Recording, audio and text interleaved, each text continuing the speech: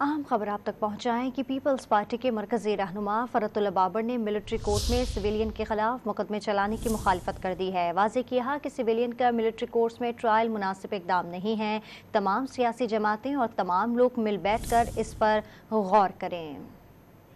میں وہ شخص ہوں جو شہید بے نظیر بھٹو کا سپیچ رائٹر تھا، اور ان کی جو پہلی تقریر تھی اس میں انہوں نے ملٹری کورٹ سے سزا پانے والوں کو بری کرنا تھا۔ تو میں یہ نہیں کہہ سکتا، میں یہ کبھی نہیں کہوں گا، اس لیے میں کہتا ہوں کہ تمام سیاسی جماعتیں اور تمام لوگ مل بیٹھ کر اس پر غور کریں، کیونکہ آج جو لوگ کسی وجہ سے بھی، اگر آپ کسی سویلین پر آج مقدمہ چلاتے ہو ملٹری کورٹ میں، کل کو تلک الایام نداولھا بین الناس، دن پھرتے رہتے ہیں،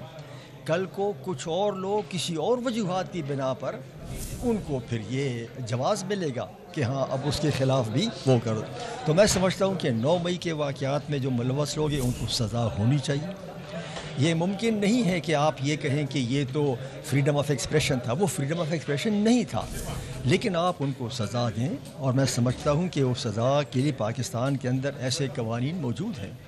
جس کے تحت آپ ان کو سخت سے سخت سزا دے سکتے ہو، لیکن میں سمجھتا ہوں کہ سب کو اس پر غور کرنا چاہیے۔ سویلینز کا آرمی کورٹ میں ٹرائل مناسب نہیں ہے۔